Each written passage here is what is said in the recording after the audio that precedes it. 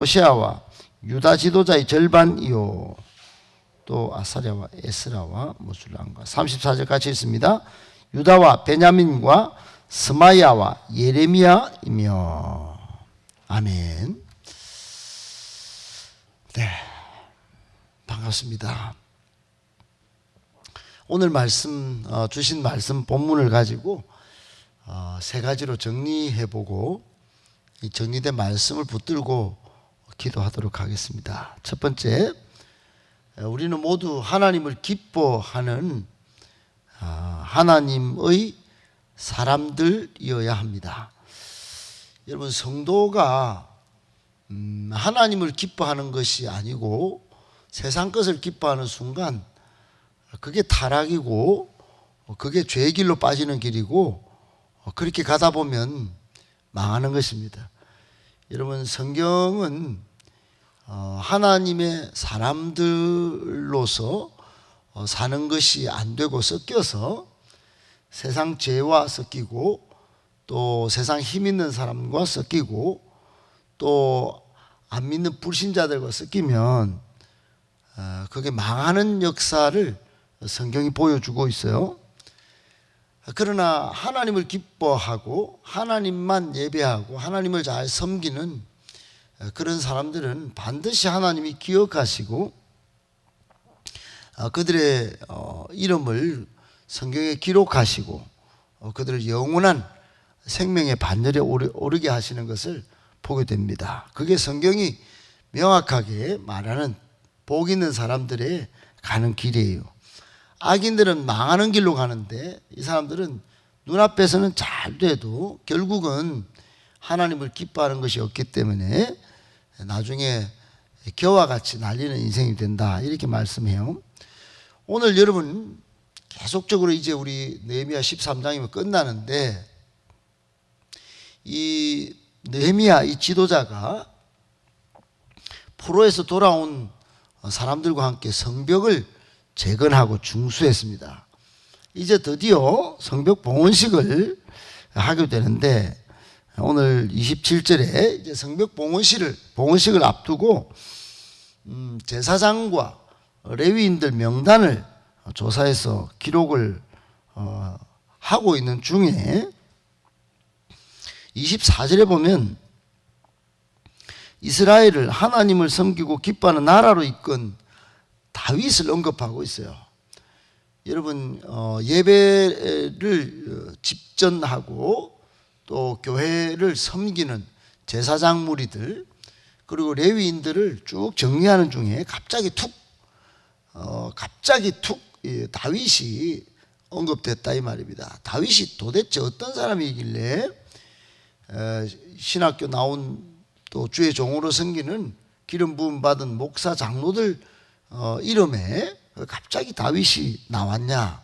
보니까 다윗을 하나님의 사람 다윗 이렇게 소개하고 있어요. 예배 제도를 확립하고 이스라엘을 하나님을 예배하는 일에 가장 앞서서 일을 잘 만든 사람이, 여러분, 이스라엘 역사 가운데 이스라엘 역대 왕들 약 40명에 육박하는 총 39명으로 알려져 있지만은 39명 왕들 중에 여러분 누가 대표격이겠습니까? 물어보나 마나 다윗입니다. 다윗은 하나님만 기뻐하고 하나님만 섬기도록 예배 제도를 잘 확립한 최초의 인물이고 최고의 훌륭한 지도자였습니다. 그렇게 다윗이 만든 대로 지금 느헤미야가 귀환한 포로에서 돌아온 사람들이 순서를 따라서 찬양을 하도록 또 감사를 하도록 그리고 사역을 담당하도록 지금 제도를 다시 만들려고 다윗을 갑자기 소환한 것입니다. 예, 그렇습니다. 여러분, 다윗은 왕이었죠. 또 장군이었죠. 그리고 최고의 연주자였고 시인이었습니다. 그러나 다윗을 다윗되게 한 것은 왕 때문도 아니고 장군 때문도 아니고 목동이었기 때문도 아닙니다. 그가 무엇보다도 하나님을 예배하는, 하나님만 기뻐하는 참된 예배자였기 때문에 그가 항상 인생의 또 나라의 왕, 최고 왕은 하나님이시다. 그리고 하나님만 기뻐하고 하나님을 섬기도록 왕의 자리든 장군의 자리든 목동의 자리든 그것을 실천하고 그 삶을 살았던 사람이 다윗이었던 것이에요. 하나님의 사람으로서 마땅히 하나님만 기뻐한다. 하나님의 사람으로서 마땅히 하나님만 예배한다. 이게 다윗이었어요. 여러분, 오늘날 우리는 어떨까요? 우리는 순간 기분이 좋으면 내 뜻에 순종합니다. 하나님의 뜻에 순종하지 않아요. 여러분, 일이 잘 풀릴 때는 하나님을 기뻐하는 예배자처럼 와서 아주 박수도 치고 뭔가 예배하는 모습도 보이는 것 같습니다. 그러나 일이 안 풀리면 하나님도 섭섭하고 하나님 왜 내 인생에 이렇게 복을 안 주시나, 그리고 예배하기보다는 약간 뾰루뚱해 있는 경우도 있죠. 여러분, 오늘 다윗이 소환된 장면을 보면서 우리는 교훈받아야 합니다. 하나님의 사람은 하나님만 기뻐하고 비가 오든 눈이 오든 좋은 일이 있든 안 좋은 일이 있든 항상 하나님의 마음에 합한 사람으로서 살아야 한다는 거, 하나님을 예배하는 그런 사람이 되어야 한다는 거. 다윗이 결국 하나님의 마음에 합한 사람이라고 호칭을 받은 것, 칭찬을 받은 이유가 바로 항상 하나님을 기뻐하고 하나님을 예배하는 모습에 있었다는 거 기억하시고, 여러분 시편 127편 1절에 보면 여호와께서 집을 세우지 아니하시면 집을 세우는 자의 수고가 헛되며 여호와께서 성을 지키지 아니하시면 파수꾼의 깨어 있음이 헛되다, 이런 말씀이 있죠. 여러분, 제일 중심에 하나님을 모셔야 된다, 이 말씀입니다. 꼭 기억하고 오늘 아침부터 저녁까지 항상 하나님을 기뻐하는, 그래서 하나님을 예배하는 저희들의 모습들이 다 되시기를 예수님의 이름으로 축복합니다. 아멘. 두 번째, 성도의 제자 양육이 잘 이루어지면 반드시 부흥이 찾아옵니다. 여러분, 교회 성장에 여러 가지 판단들이 있는데, 교회가 성장하고 또 부흥하는 데 있어서 어떤 사람은 외형을 잘 갖추면 자동으로 부흥이 되더라, 땅을 사놓고 건물 지어 놓으니까 찾아오더라, 이렇게 말하는 사람도 있고, 어떤 분들은 프로그램이 중요하다, 이렇게 말하는 사람도 있습니다. 그러나 여러분, 그 어떤 프로그램이나 외형보다도 더 본질적으로는 성경적으로 예수님이 말씀해 주신 성도의 제자 양육이 제1관건입니다. 성도를 예수님의 닮은 수준까지 다 만들어 놓을 때, 그때는 여러분 수적인 부흥보다도 숫자가 적을 때, 초대교회, 우리나라도 기독교 역사 초기 때 3%도 안 되던 예수 믿는 사람들, 그 사람들로 통하여 이 나라가 시끌시끌하고 정말로 좋은 존경을 받던 지금의 이 기독교 역사를 탄탄하게 만든 기초가 거기서부터 시작된 것이죠. 부흥이 온 것입니다. 그때는 여러분 사경회로 강을 건너서 산을 넘고 일주일 내도록 같이 먹고 자면서 사경회를 했어요. 기도회를 한 게 아니고 사경회, 즉 말씀을 연구하는, 말씀을 듣는 시간들을 가졌습니다. 초대 우리나라 기독교가 그랬다는 것이죠. 그러니 부흥이 마땅히 찾아왔다는 것입니다. 오늘 27절에도 드디어 예루살렘 성벽 봉헌식이 거행됩니다. 얼마나 감격했겠습니까? 얼마나 아주 기뻤겠습니까? 그런데 사실 여러분, 성벽이 완공된 것은 이미 6장 15절에 성벽 역사가 여러분 어려움에도 불구하고 그 조롱과 멸시에도 불구하고 52일 만에 완공이 됐었어요. 온갖 방해가 있었지만은 성벽 공사가 완공이 됐는데, 그런데 왜 해필이면 성벽 봉헌식은 오늘 할까요? 오늘 이렇게 12장에 와가지고 한참 시간이 걸린 다음에 왜 늦은 시간에 성벽 봉헌식을 했을까요? 완공은 됐는데, 여러분 그 늦어진 봉헌식의 이유가 뭐냐? 예루살렘 성에 사람들이 없는 거예요. 여러분 예루살렘 성은 시온성이라고 알려져 있고 다윗성이라고 알려져 있고 하나님을 예배하는 좀 높은 지대에, 앞산으로 치면 앞산 정상쯤에 있는 성이었어요.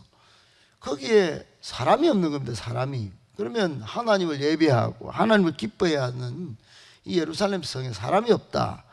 느헤미야 입장에서는 이 성벽을 지어가지고 하나님을 예배하는 공동체를 만들려고 왔는데 사람이 없는 겁니다. 그래서 이 부흥이 찾아오려면 사람을 쉬어야 되겠구나. 그래서 지금 제사장과 레위 사람들을 지금 자원하는 사람들 불렀고, 또 자원자를 모집했고, 지도층 즉 특별히 종교인을 재배치하는 작업을 했습니다. 전국에 흩어지는 종교인들을 여기 넣고, 그리고 양육을 했습니다. 말씀으로 10장에 보면 언약을 갱신한 거죠. 그리고 12장에 봉헌식을 한 겁니다. 언약 갱신했다는 것은 하나님과의 바른 관계를 맺는 신앙 상태를 만들었다 이 말입니다. 여러분, 느헤미야 입장에서는 빨리 봉헌식 해버리고 그냥 이렇게 하면 좋다고 판단할 수도 있었겠지만 어떻든 언약 갱신이 더 중요했다고 본 것입니다. 우리 교회도 마찬가지예요.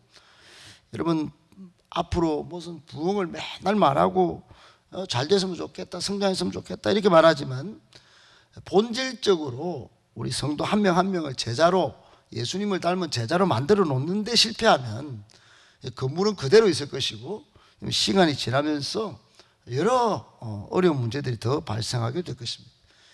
그러므로 교훈은 뭡니까? 어떻든 시간이 나든지 안 나든지 간에 제자 양육을 이뤄내야 된다는 것입니다. 계속적인 훈련이 있어야 됩니다. 그러면 반드시 부흥이 절로 찾아온다는 거 기억하고, 여러분도 여러분 양육을 잘 받으시려고 애를 쓰시고, 또 모이기를 힘써 성경을 잘 연구하고 같이 배워나가는 그런 기쁨이 있기를 예수님의 이름으로 축복합니다. 아멘. 마지막 세 번째, 예배자에게 요구되는 제일 조건은 정결입니다. 여러분 오늘 본문 30절에 보니까 이제 예루살렘 성에 모인 사람들, 하나님께 예배하는 사람들이 주목할 만한 그런 사항이 소개가 되는데, 제사장과 레위인들 뿐만 아니고 일반 백성들 전부 정결하게 했다. 정결하게 했다. 느헤미야 이 지도자가 전부 사람을 씻고, 아마 씻고 성벽 봉헌식에 모이도록 했을 것 같아요. 지금 성벽 봉헌식을 할 때 가장 시급하게 해야 될 일이, 부정하면 안 된다. 이거 하나님 안 받으신다. 하나님이 예배하러 오는 사람들이 전부 부정한데 그 예배를 받으시겠습니까? 이사야 1장에 보면 너희들 지금 피가 다 묻었다, 안 되겠다, 나는 그거 예배 자꾸 드리러 오는 거 귀찮다, 너거 마당만 밟고 지나가는데 이렇게 평가하는 장면이 있습니다. 그러므로 지금 제사장 레위인들 뿐만 아니고 일반 백성 그리고 성벽까지 지금 느헤미야는 정결하게 했습니다. 부정한 것 접촉되지 않도록 정결하게 하는 작업을 오늘 본문 하반절에 계속했습니다. 사랑하는 여러분, 오늘날 이 정결은 예배전에 나오기 전에 우리의 삶을 회개하는 것입니다. 정결의 수단은 회개지 다른 방법이 없습니다. 스스로 죄 없다 하지 말아야 합니다. 내가 하나님 앞에 죄인임을 깨닫고 회개의 마음으로 하나님 앞에 나와 예배할 때 그 겸비한 예배자의 정신을 보시고 마음 상태를 보시고 하나님이 그 예배를 기뻐 받으시는 것입니다.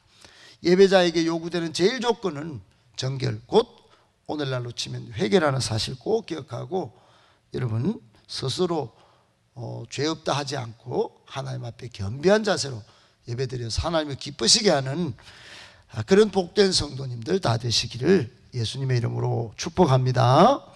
아멘. 찬송가 439장 1절 4절 부르고 기도하겠습니다. 439장입니다. 십자가로 가까이 나를 이끄시고 거기 흘린 보혈로 정케하옵소서. 십자가 무한 영광 일세 요단강을 건넌 후 영원 안식 얻네. 십자가에 가까이 의지하고 서서 천국 이를 때까지 항상 머물겠네. 십자가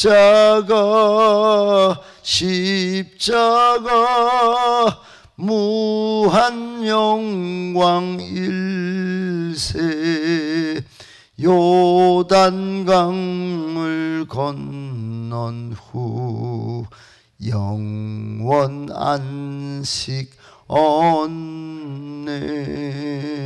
아멘.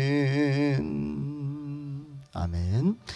네, 여러분 오늘 주신 말씀 세 가지로 정리하면 하나님을 기뻐하는 하나님의 사람들이 되어야 한다는 거, 제자 양육이 이루어지면 교회가 부흥이 온다는 거, 그리고 예배자의 제일 조건은 정결한 작업, 즉 회개로 하나님 앞에 나와야 한다는 사실 말씀하여 주셨습니다. 이 세 가지 사항 잘 들었으니 여러분 기도의 제목으로 붙드시고 기도하셔서 말씀대로 사는 사람에게 임하는 행복과 평안이 여러분의 것이 되기를 바랍니다.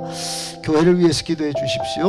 또 나라와 민족과 우리 선교사님들을 위해서, 또 다음 주에 있을 우리 청소년부 캠프와 수련회를 위해서도 기도해 주시고, 또 8월달 둘째 주부터 이제 행복 모임을 시작하려고 결정했습니다. 목요일 날 첫 번째로 이제 행복 모임을 갖게 되는데, 두 번째, 세 번째, 네 번째 계속 이어져서 모임이 전도 소그룹 또 아주 강력한 은혜 체험이 있는 행복 모임이 있도록 여러분 잘 운영되도록 기도해 주시고, 앞서 인도하는 저에게 영적 권세를 덧입혀 주시고 성령의 강력한 역사가 나타나도록 성령의 기름 부심 있는 모임이 되도록 기도해 주시기 바랍니다. 마지막으로 여러분의 간절한 기도 제목, 또 여러분이 소원하고 또 기도하는 기도 제목들을 다 하나님 앞에 내려놓고요, 또 가정과 자녀를 위해서도 하시는 일들, 특별히 사업하시는 분들 위해서도 기도하겠습니다. 우리 주의 한번 부르시고 적당한 목소리로 기도하고 조용히 일상으로 돌아가겠습니다. 같이 기도하겠습니다. 주여,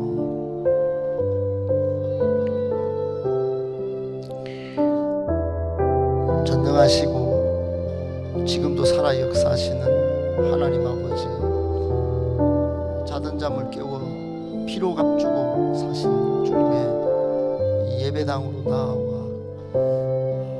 하루의 시작을 기도로 열게 하신 것을 감사드립니다. 오늘 주신 말씀, 하나님만 기뻐하는 사람들, 다윗처럼 하나님만 예배함으로 세상과 섞이지 않겠다라고 하는 말씀 주셨습니다.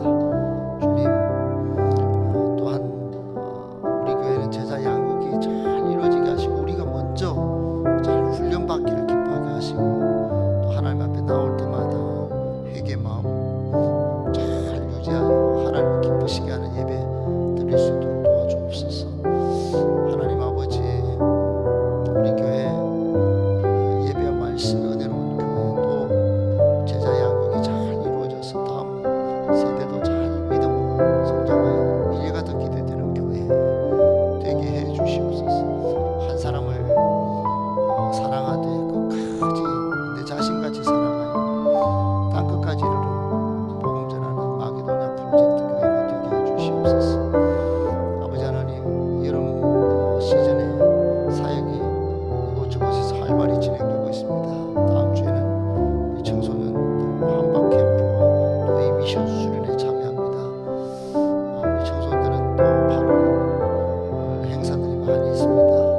주님 저들 기뻐하시고 정말 놀라운 은혜의 결실들이 맺혀지도록 도와주옵소서. 우리 사업하는 성도님들 사업에 큰 확장이 있도록 주여 도와주시고 기가 막힌 하나님의 도우심이 있도록, 그래서 하나님을 잘 섬기고 하나님의 영광을 크게 드러내는 사업이 되도록 주님 복 내려 주시옵소서. 우리 새벽 성도님들의 간절한 기도 제목, 또 가정과 자녀들 하시는 일들마다 하나님의 형통과 또 하나님의 인자하심과 선하심이 함께하여 주옵소서. 주님 나라와 민족을 돌봐주시고 어서 속히 이 나라가 복음으로 통일되게 하시고 또 온 나라가 마라도에서부터 저 두만강까지 성령 한국, 또 성경을 사모하는 성경 한국, 또 온 세계 나라가 복음 전하는 제사장 나라가 되게 주시옵소서. 아버지 하나님, 전쟁으로 시작된 이 세계 여러 경제적인 어려움들, 또 코로나와 여러 가지 질병과 자연재해들 불쌍히 여겨주시고 이때 우리 자신의 소위를 잘 깨닫고 주님 앞으로 회개함으로 나와 온 세계가 하나님을 섬길 수 있도록 주여 도와주옵소서. 주님 오실 날이 점점 더 가까워지고 있습니다. 우리의 삶의 형편보다 더욱더 영적인 상태를 더 점검하고 하나님 앞에 바로 서는 계기가 되게 하여 주옵소서. 오늘도 기도하고 하루를 시작하려고 합니다. 어디로 가든지 주님 누구를 만나든지 무슨 생각을 하고 행동을 하든지 간에 주님 모든 것 가운데 간섭하여 주시고